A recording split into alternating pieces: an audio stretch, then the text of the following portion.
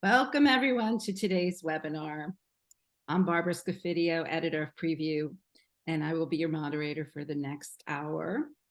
I am thrilled to welcome, I think this is a really powerhouse panel we've got here. Virginie de Vischer, Acting Executive Director, Business Events for Destination Canada.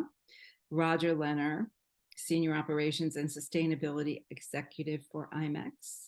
And Mariella McElraith, President, Meeting Change. A quick thank you to our sponsors today. We couldn't be doing this without you. Banff and Lake Louise Tourism, Caesars Entertainment, Circa Resort and Casino Las Vegas, Explore Asheville Convention and Visitors Bureau, MGM Resorts, Royal Caribbean International, Tourism New Zealand Business Events, Visit New Jersey, Visit San Jose, and Visit Seattle.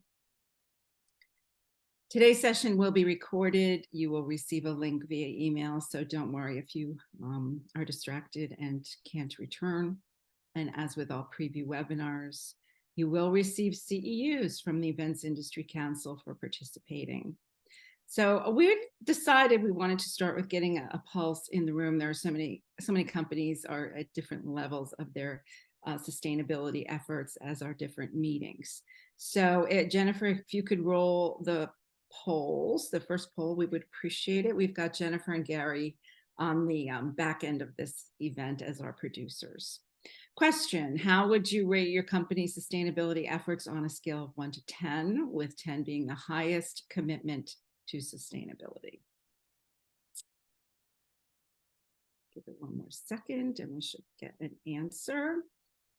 Okay, so we have very few, only 2 10s, and really only 7 who consider themselves at, I would say, the higher level of commitment or experience with sustainability. The rest of you are really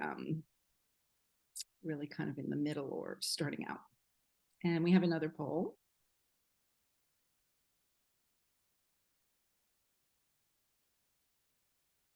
Okay. How would you rate your or your department's efforts to green your meetings? So this is your actual hands-on experience with green meetings. 0 at the low end and 10 at the high end.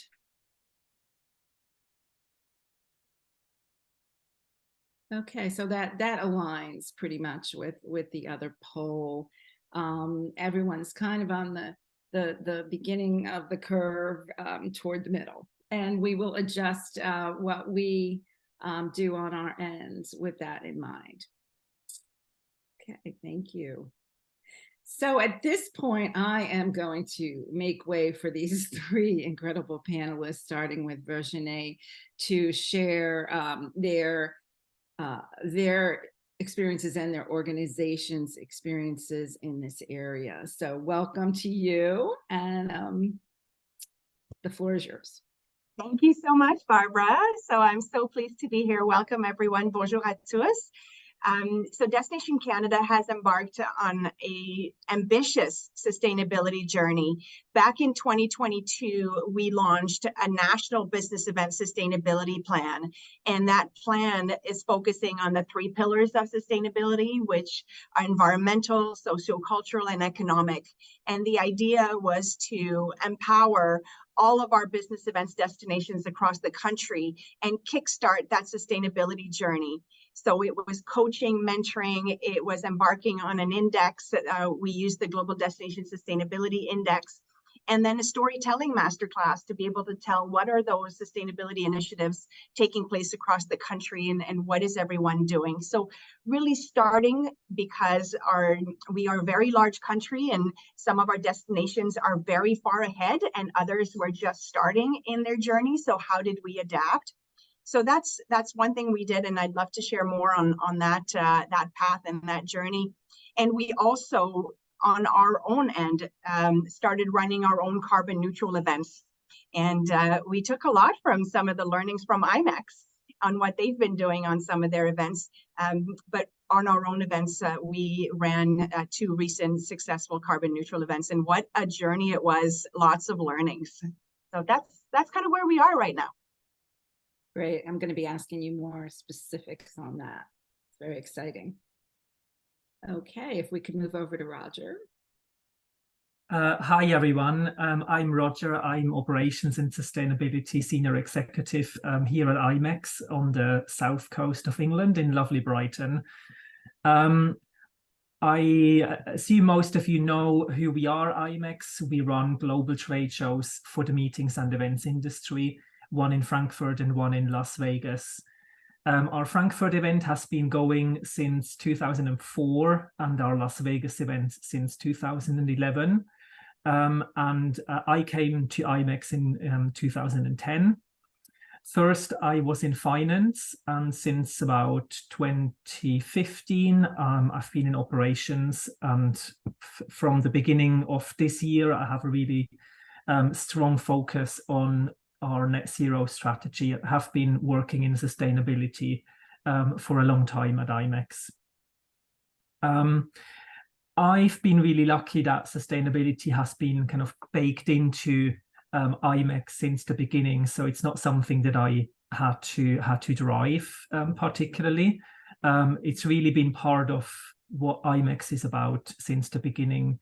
And kind of our strength has been in incremental improvements year on year, kind of just building on what we learned and improving on that, and also sharing our learnings with the industry. And I'm really glad to hear from Virginie that destinations and planners are kind of taking that inspiration from us and are using our experience to implement that into their own events. Yeah, I mean, everyone looks to you every year for what you have been doing, and the reports you put out are just so incredibly thorough and instructive for organizations really of every size, you know. And welcome, Mariella. Thank you. Thank you for having me here. And I'd like to congratulate Virginie and the team for being the winners of the IMEX EIC Innovation and Sustainability Award this past year. It was great to see that come to fruition, and really admire the work that you're doing. So I head up the sustainability programs and initiatives for the Events Industry Council's Center for Sustainability and Social Impact. And if you're not familiar with the Events Industry Council, it's a federation of associations and now corporate members as well that come together to really talk about pan-industry issues. And certainly we can all, I think, agree that the climate crisis is a pan-industry issue that is affecting all of us. So we at the Events Industry Council are working on products and services, many of them that are already launched and in place right now. So one of the key things that we have is our Sustainable Event Professional Certificate course, which covers all aspects of sustainability, as Virginie mentioned, the different pillars of sustainability, and really looks at how you can action on these in your day-to-day events. We also have our Sustainable Event Standards, which provide almost a checklist of the different actions that you can take on the different areas of sustainability, which include the environmental as well as the sociocultural and the economic aspects. And new this past year, we introduced a foundation certificate program, which really helps in making sure that organizations have the essentials for getting started on their sustainability journey. So we help support in the development of a sustainability and social impact policy, a statement on diversity, equity, inclusion, and accessibility, a code of conduct or a code of ethics for your events or for your organization. And then we also make sure that you have a plan to get started on this. And yeah, you know, these are some of the key things that we offer through our center. We also have important work that we're doing through our equity task force to help promote and accelerate inclusion in our sector. And we do this because, you know, fundamentally the heart of what we do is to bring people together. And we really do need that power of human connections in order to solve the world's greatest problems, including the climate crisis. So as we work towards doing these, as we bring people together to come up with these solutions, we also need to make sure that we're doing these things in a responsible way. So helping to develop those tools and resources to support that transition for our sector to be even more impactful through the way that we deliver our events. Well put. Thank you. Thank you. I'm going to start with you and understanding the audience. When you look at some of the things that are going on in our industry with, net zero initiatives and significantly sophisticated sustainability efforts at some of these larger trade shows, it can be a little intimidating for the people who have smaller events, and a large part of the industry really is events that are 150 people or fewer.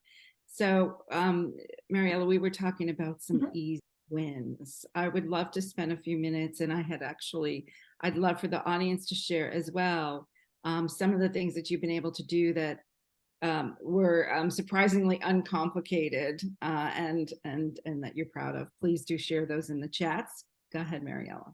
Sure. Well, why don't we start facilitating this conversation according to some key themes. So I think the first theme that we all have a high impact and high ability to influence is with our food choices that we make for our events. This is something that we're directly involved in selecting the menus. And one of the quick and easy wins here is to look at putting more plant-forward menus together. So looking at vegetarian or vegan, or even just putting less meat and dairy on our plates. If you're not going to be looking at necessarily switching over to a vegan or a vegetarian menu, you can look at focusing in on food waste with an emphasis on those high carbon and high water footprint items. So really making sure that you're managing the food waste. We often don't think about it, but the amount of food that's wasted at events does contribute to our carbon footprint significantly. So if we can make some adjustments to reducing that, we can definitely adjust our carbon footprint. It's also a great way of saving money too. So putting out less food to begin with is a great thing to do on this. So, people sometimes ask me, well, if you want to do a food waste strategy, what are some of the things that we can do in order to make that possible?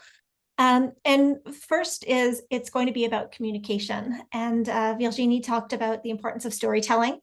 And it's something that Roger and the team at IMEX have done incredibly well, is to share what you're doing with your stakeholders and with your audience. So communicating as an event organizer that you are implementing a food waste strategy at your events is really important, because it will change the way that your events, the look and feel, right? You're not going to have the same excess of food that you may have had previously. And that's important, because we want to focus on high quality items. We want to have sufficiency, but not waste, right? So finding that really good balance is going to be important. I also encourage you to be, sorry, go ahead. I was going to say donations just got easier, didn't they? Yeah, so food waste, food donations are definitely something that people can do, and there has been a shift when it comes to donations. So previously people were concerned about liability concerns. There's actually been legislations in Canada and the United States, which I believe a lot of the attendees are from, that provides liability protection in both of those countries when it comes to food donations, and those have been in place for a while. But what we're seeing now is also just a shift where grocery stores, for example, in California, are being fined if they don't donate food. So that really is a change in that attitude that is really important for us to consider here. And I think people are just becoming more knowledgeable and aware of the importance of managing food waste and things like that. So, I think that you can also look at being more flexible with your food service providers and giving them the opportunity to select menus that are going to really focus in on what's in season, what's good value, and what they can do to match up with what else is happening in-house if there are multiple events taking place in the same venue. So those are some of the things on the food side. I'd love to see some other ideas from the audience of things that you're doing. So I'm seeing, eliminating single-use water bottles. Great. We're seeing lots of water stations coming up, flavored water stations, which are really nice ways of adding some decor elements at the same time because they look really beautiful. And another area that we can focus in on, it has to do with the travel aspect. So for most events, your carbon footprint's most significant contribution is going to come from travel. So looking at the destination selection that you have, where people are coming from, and the amount of lift that goes into that destination is important. Encouraging lower carbon travel options as well. So if there is the potential for people to travel by train or other lower carbon options, those are great things to encourage. We're seeing more sustainable aviation fuels become available. It's still, it's still just a small fraction, but really helping to encourage more of that to happen, and really thinking about your airport strategies and helping to support the infrastructure that needs to go into place in order to help transition our sector is going to be very important as well. So I don't know if there's some other themes that you'd like us to touch on, maybe on materials or things like that. We can talk a little bit about some of the strategies that we can implement there. Yeah, I'd love to hear from you, Roger, about some of the additional steps. I know IMEX is big on plant-based and introduced the burgers like 2 years ago. That was a big thing, and I know Ray Bloom got up at the press conference and said it tasted like meat. He was so excited. But I'd love to hear some of the other additional strategies. Yeah, thank you. So I can maybe just share a couple of strategies that we have used around food and beverage. Obviously, the sourcing, like Mariella said, is very important, and the communication. And when it comes to communication, one thing that we have done very consistently for a few years now is we always put the plant-based and vegetarian options at the top of the menu, just to kind of change perception that people have, which is normally you have the meat option and then the vegetarian as kind of an alternative to it. We think the plant-based option or the vegetarian option is at the top, and there's also a meat option. We have significantly reduced red meat at our events. We haven't completely eliminated it, because we do want to give people a choice, but we have significantly reduced it because red meat is the meat with the highest impact consistently when it comes to land use, water, emissions. So that's been really important to us. One thing that I can maybe share in terms of what we've achieved specifically around food is at the gala dinner this year in Frankfurt. We've done the same thing. We've put the vegan or vegetarian options at the beginning of the menu, but with the invite, we have also included a message that we want to encourage as many people as possible to choose the vegan option because of the sustainability aspect of it and to reduce the impact. And we've actually seen an increase of over 20% of people that have chosen the option. So over the last few years, it's always been around kind of 10-12% of vegan or vegetarian. And this year it's been around a third. So that's been a really big jump in just 1 year, because we've made that small change of communicating it in that way. So that's been really successful for us and has had a big impact. Right. And that mirrors the general public, I believe, and the trends that are happening there, where plant-based is not even a, you know, it's mainstream. It's become so much more mainstream. Yeah. Yeah, exactly. Virginie would love to hear more about perhaps your award-winning event and some of the I shifts would love there. to share. And before I jump into it, if you'll indulge me, because I love, and we had to implement a lot of these initiatives also in our own event to make it carbon neutral. And one of the things we did was really try to reduce as much as we could. So all of our lunches were vegetarian, and we communicated that a lot to our attendees so they knew why we were doing it.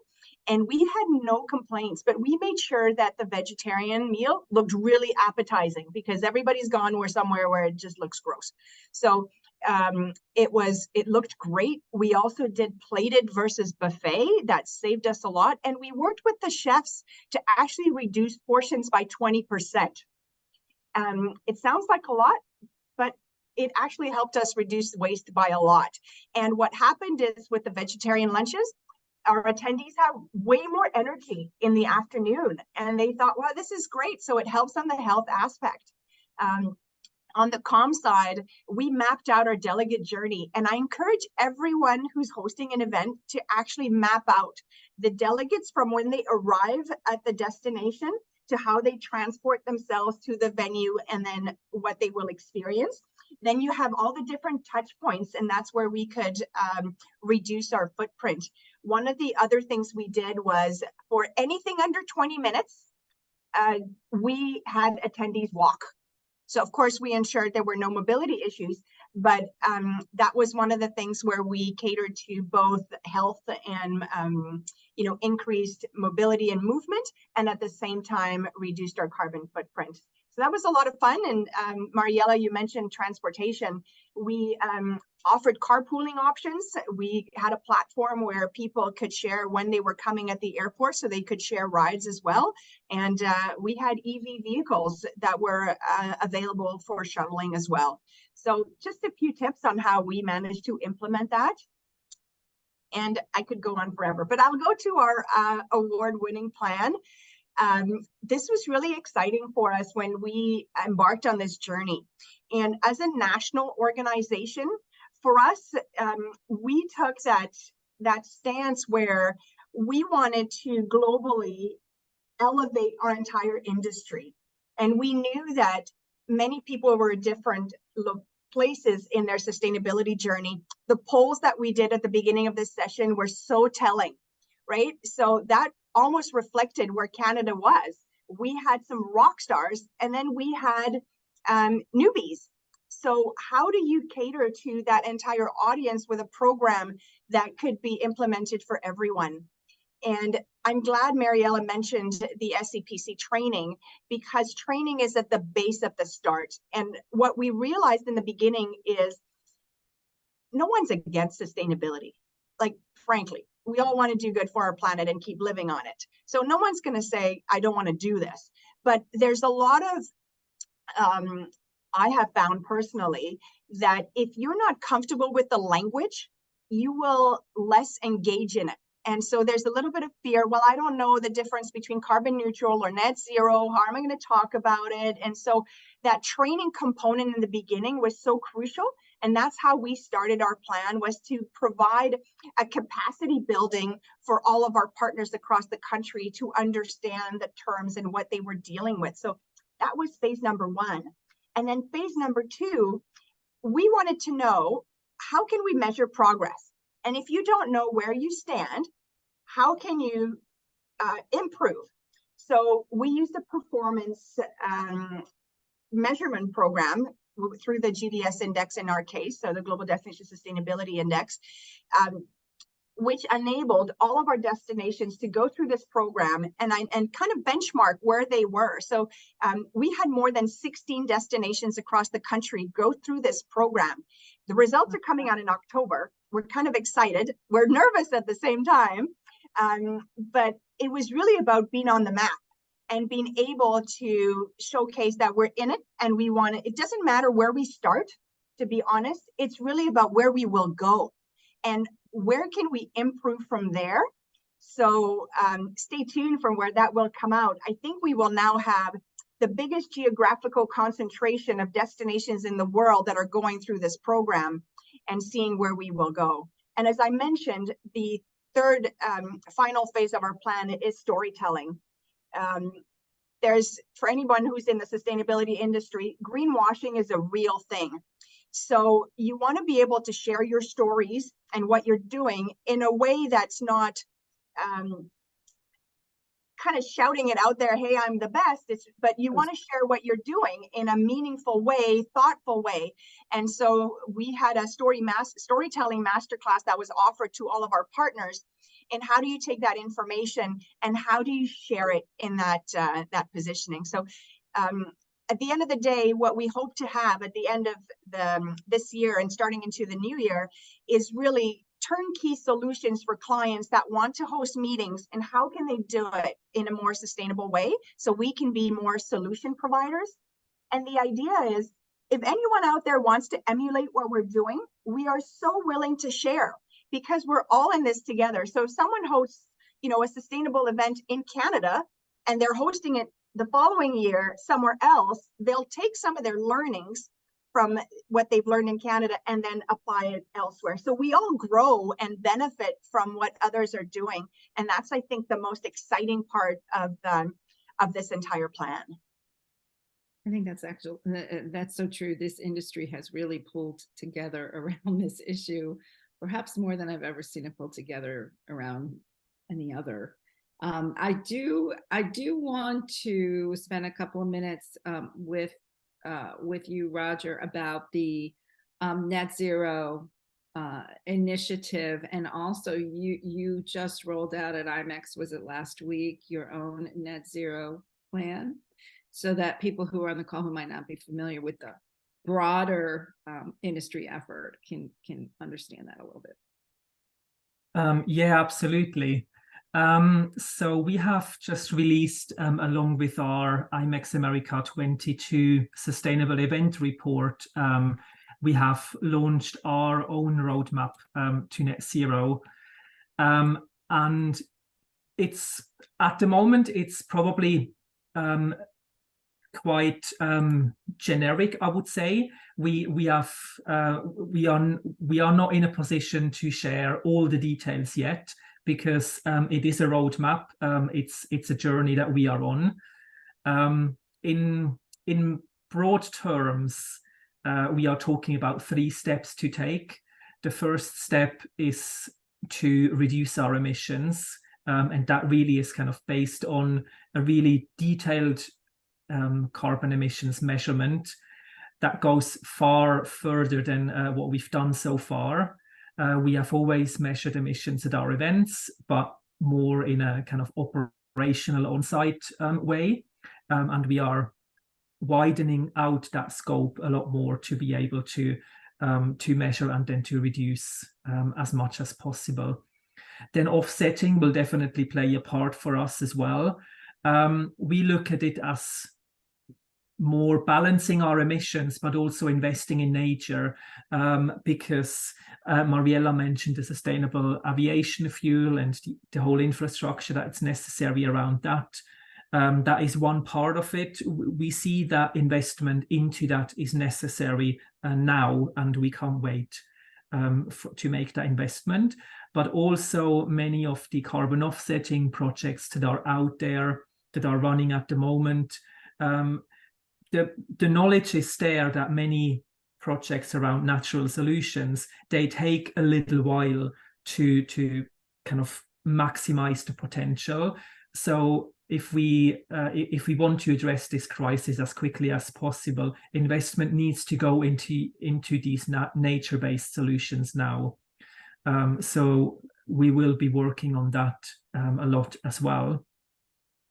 And then finally, the third part of our strategy is really to leverage our position within the industry to enable as much action as possible. And that really kind of goes into in two ways as well. One is just to, as we always do with everything around sustainability, we communicate and we share all of our learnings. We share tips of what people can do. And we share the resources that we use and the best practice. And we also share if something doesn't quite go to plan, because that's important to know as well. So that is part of that part that we want to encourage the whole industry to really get behind this progression that is necessary. And we are aligned with the Net Zero Carbon Events Initiative, which is a place with great free resources that everyone can use to address their events. But like Mariella said as well, it's about our industry being the industry of collaboration. So a big part of what we encourage everyone to do is to look at their events and, yes, deliver them in a sustainable way, but to also make sustainability and the transition to a net zero future part of the agenda of every single event that you organize. That can potentially have a much larger impact than just the sustainable delivery of your event. I obviously learn about sustainability on a daily basis because it's a topic where every day some news are released and stuff happens very quickly. And I've really noticed over the last months, maybe years, pretty much every time I hear someone talk about sustainability, what they say at the end is, but we need collaboration for this to happen. And we are the meetings and events industry. We are the industry of collaboration. So we are the glue that kind of keeps everyone together and can enable this transition to net zero. And we need to embrace that and really embrace that position and the power that we have as well, that we can be the platform for this collaboration to happen. Well said. Well said. I want to move over to you, Mariella, because you have a lot. You have a lot to share on the. We all know that airline travel is the biggest contributor of carbon, and we have a long way to go there. But I would love to hear you share some of what we shared in the pre-call about that topic. Sure. So, the transition for the aviation sector is going to be a big challenge. There are certain industries that are incredibly difficult to decarbonize, and aviation happens to be one of those. So currently, when we think about the share of emissions globally, we're in and around the 3% mark, depending on what numbers you look at. But it's not a large number when it comes to aviation. But it's still a significant number when you're looking at one industry. That share is going to grow, in part because there's more travel, but also because other industries are able to reduce their emissions more easily and faster than the aviation sector, which means that there's going to be increased attention on the aviation sector. So as part of what we need to think about is, when we are thinking about our strategy moving forward, how are we supporting the aviation sector in making their transition faster and more effective? So one of the things that they're going to need support with is the scaling up of the production of sustainable aviation fuels. So you'll see some opportunities coming up potentially for purchasing sustainable aviation fuels. That's something that we should definitely be looking at. It is an increased cost, but it is exactly the type of thing that we need to be doing for our sector. And with the purchase of sustainable aviation fuel, it's important to note that you're purchasing it to go into the overall global pool of fuel. It's not something that you're going to go and get your own little tank of sustainable aviation fuel to put into your own airplane, right? That you're flying on. But what it's doing is that it's putting it into the system at the place where it makes the most sense. So what airline or what airport has the infrastructure close to where the production is happening, and that's where it's going to go. So the trick here is, well, if you want to purchase it and you can't purchase it for your flight, how do we have the accountability for it? And so that's where we're seeing some mechanisms come in. So you'll hear things like book and claim, where you're purchasing and you can claim the credits for it, even though it's not going into necessarily your plane. And these are some of the things that we're going to need to work on in really making sure that we have the right level of accountability, literally, using the same types of accountability that we use for financial tracking, but it's going to be for the fuel that we're using, and then also just making sure that we're supporting our airports, talking to the airports about their plans to transition to net zero. How are they planning on doing that? There is some other promising technology that is out there. So you'll hear about electric or hydrogen, and those do have certainly some potential. It may not be the type of thing that we're going to see as much on the long haul commercial aviation side, but it is certainly something that is promising to keep track of. I would also encourage us to really think about how we can support research and development in this sector as well. So looking at some of the organizations that are doing some, acting as incubators for this sector, to see how we can get more technology solutions for aviation, since it's such a significant contributor for our carbon footprint. And these are things that are happening sort of at a industry level that we need to be thinking of. So it's a little harder on the individual event organizer to think, well, how am I going to support that? Which is why supporting organizations and national organizations that are doing things is going to be really important. And then looking at the things that you can do as an event organizer or as a supplier to manage your impact as well. One of the things that we didn't talk about earlier, which I think is going to be really key, is the RFP and the contracting stages, and making sure that you're communicating the importance of sustainability in those negotiations. Talking about reporting and measurement, you're going to start to see that you're going to have more and more requests for you to be able to produce measurement and reporting. So having those discussions early on in your contracting phases will be really, really valuable, because it is an additional step that you need to have from your supply chain in order to be able to do that. So I think, Virginie, it looks like you're going to come online for a comment on that. Absolutely. I just wanted to add, I think that's so important, and an unintended consequence of doing that is that the properties that are receiving the RFP that are requesting sustainable practices are then encouraged to make more investments into their own sustainability practices, because it shows that the demand for them is there. So it creates the business case for them to improve as well. So it has a double bonus, let's say. Right. I just actually asked the audience if they are choosing venues based on their sustainability practices. Now, I know for a fact that IMEX works very closely with your venues. Do you want to share a little bit about that? And you just changed over to Mandalay, but you can speak about the previous one as well. Yeah, definitely building on from what the other panelists have just said. It's very important to work with your suppliers, and we have been very lucky to work with amazing suppliers, and we have been in Las Vegas now for 13 years, I think, with our event, 13 years, and it's been amazing to see the shift towards sustainability in the venues over that time.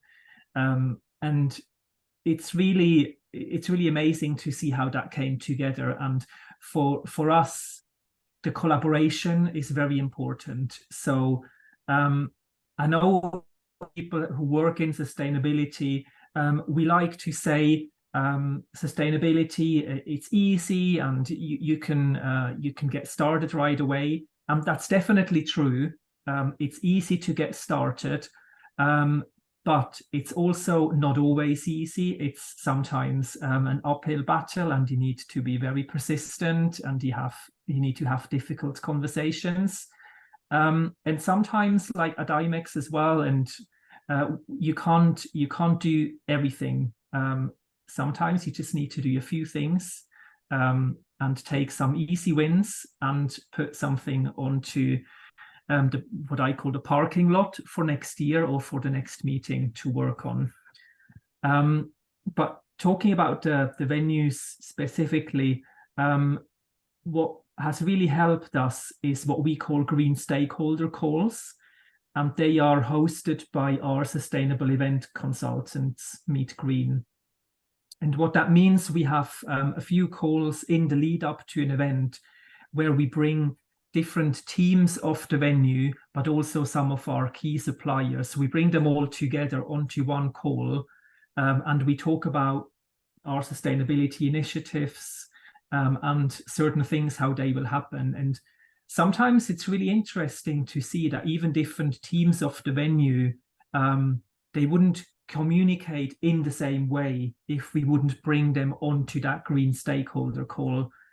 For example, the sourcing for serviceware in the catering, if they don't talk to the facilities and the waste management team, then they cannot be sure about if something is recyclable or if it's compostable. So that communication needs to happen, and that's really important for us to work very closely with our suppliers. You've also done tours, correct, of your host hotel? Yeah, we have at both venues. So they've been slightly different. So we were at the Venetian Resort for the first, I believe, about 9 years of IMEX America. And there we've been able to do a behind the scenes tour at the venue that looks at a few key areas where attendees normally don't have access to, and they could see, for example, how the waste is actually sorted out behind the scenes by people, by hand, to make sure that as much as possible is being recycled, or a look into the kitchen to look at the sustainable practices there. The same thing happens at Mandalay Bay. The waste is recycled, sorted out behind the scenes as well.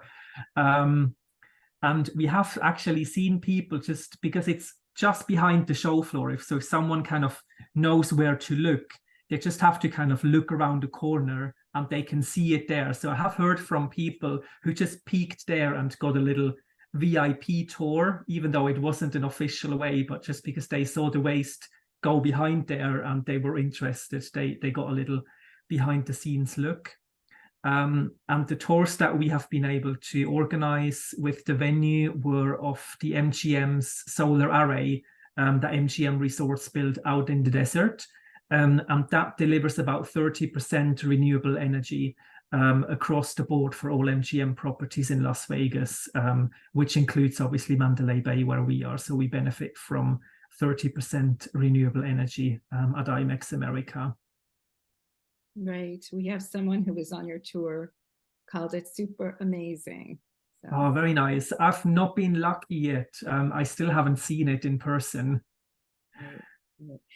We recently reported on some steps at and again, Europe is in an entirely different place than the States when it comes to some of the initiatives. And the government of France had done away with short haul flights to certain destinations. And one of the people on the call just mentioned that the airlines in the US are charging more for direct flights because, and not because, and they are the ones that use up the most fuel. So this to me is next step. This is like the highest level of consideration, but there are definitely events that are choosing their destinations based around these considerations. And also I think the transportation, obviously airport to the convention center, there are some, I believe it's in Berlin, where they offer bicycles and actually clear the way so that people can bike to the event. So anyone can jump in on this, but we really are going to have to get to that space, aren't we, where we are more cognizant of our destination and hotel choice. If I can jump in, Sure. Roger, I was one of the ones that probably last year I asked to go on a behind the scenes tour to go look at the trash at IMAX at Mandalay Bay. And the individuals that toured me, I have never seen people so excited. Passionate. It was just amazing. Yes, passionate about sorting trash and seeing the impact that they were having on the event. I was blown away. I highly recommend it. And it's actually something I do now with every venue that I tour. And I ask, can I go on a behind back of the house tour? You'll see immediately the venues that are very transparent and the ones that don't want to take you behind the scenes. That's very telling. So it is very well done, and it really shows that IMAX walks the talk. Like it is truly well done. And you mentioned something earlier on, Roger. You said, sustainability is easy, but not really easy. I think getting started sometimes is the biggest hurdle, and then doing the small hanging, like the low hanging fruits first, the easy wins, really encourages people to go to the next step. And that's, you can't do it all at once. Please don't, because that's really overwhelming. But starting by the small things, and then you build your case to tackle the bigger things. So it can be easy depending on how you look at it. But starting is probably the hardest. I completely agree. So the destination and venue decisions are probably the graduate level, correct? But adding it in your RFP is probably one of the easiest things to do from the get-go. I mean, that's getting started. And when you have your venue that you're choosing, your destination that is, applying some sustainability practices, that just makes it so much easier on your end. There's less of a heavy lift. So putting it in the RFP doesn't cost anything, but it's a conversation starter. Right.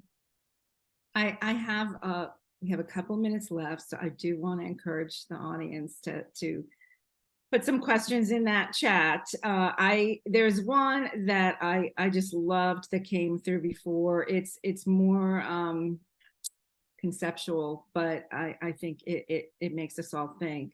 How do you create the right balance? And this is across sustainability practices, between sufficiency and excess. Does anyone want to take that? In other words, we have stakeholders who are expecting certain experiences, and we are trying to accomplish what we're trying to accomplish. Well, I can start with this one. Sometimes it really is about the quality. So if we're thinking about the food, looking at having higher quality food items, beautifully presented items, but less of it can be important. And I sometimes I think about we kind of sort of cross the line between food becoming decor. There's so much of it that it becomes the backdrop and not the food items. So we want to really make sure that food is really filling that role of being food that is meant to be consumed and not just for appearances. So we can definitely look at some of those considerations. Again, it's also about that communication, really making sure that people understand that you have a food waste strategy. Having things passed instead of having a buffet can also be something that you look at for receptions. That can help with the presentation as well as the volume of food that's being given out.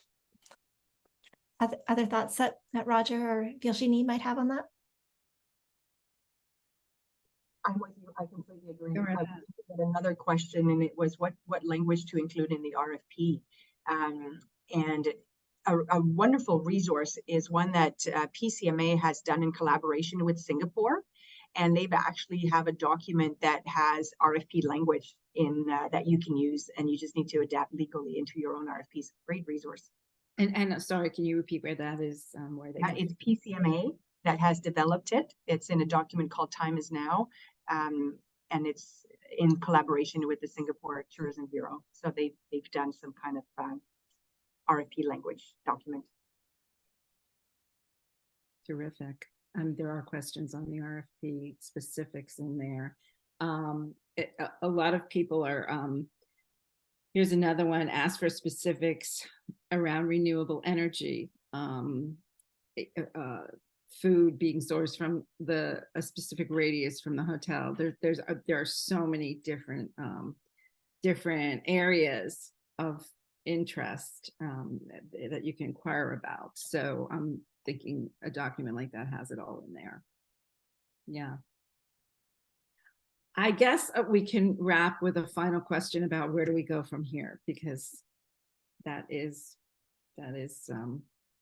we can probably spend a week getting into the specifics of green meetings, but maybe we can reflect on that before we sign off. And Mariella, you seem like the person to start with on this topic.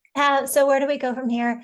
Well, I think it's about integrating sustainability and social impact through every decision that we make. It's always thinking about what is the impact of what the decision that I'm making, or the selection of speakers, or the selection of venue and destination, and really looking forward to what's going to be the impact of this decision, and how can I make the best decision that considers the needs of the audience, the needs of the organization, and the environmental and social impact that we have by that decision. Roger, you want to take a crack at that? Yeah, we've in the last hour, we have talked a lot about the environmental impact of meetings, and I really want to take a chance as well to mention some of the things in terms of the social aspects of meetings. And to me, one thing that is really, really important is to make sure that everyone feels welcome and included at your events. And there are a few easy wins as well when it comes to that. And I think as an industry, that really is very important to have all the voices heard, and to create spaces for people to feel safe to come to events. So things like sharing the menus before an event, so that people know that they have the right foods available. Creating quiet spaces so that people can take time out from really busy environments, including pronouns in name badges and in communications. These are just a few kind of very, very quick and easy things people can do to create welcoming events. That's really kind of one last thing that I wanted to communicate with everyone. So very important. And Virginie, where do you go from here? Yeah, I love that you mentioned that, Roger, because sustainability is about the three pillars, right? It's not just environmental, sociocultural, and economic. And our role in business events is, while we're trying to minimize that footprint, we're really trying to maximize the handprints. That's not my quote, but I just love it, so I like to say it.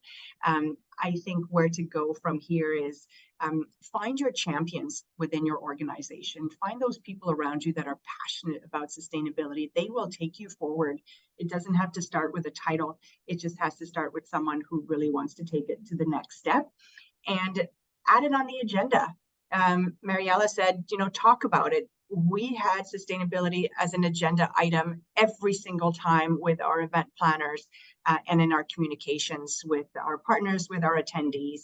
So it's just start, and don't be afraid. Like, we all make mistakes by we're not perfect by all means, but just start and be humble about it. You know, celebrate your successes and learn from those mistakes that you can do better next time. And that's what we're continuously trying to do. And that's what we'll continue to report on at Prevue. I hope you do take a look at the Guide to Sustainable Meetings. That's probably a year's worth of articles that we've done trying to share resources with you. The chat's been a resource in itself. Our speakers, I know, would be happy to answer questions on an ongoing basis. And the work the three of you do is inspiring. So I want to thank you so much for being here, and thank the audience for taking time this afternoon. Have a great rest of your day. Thank you very much.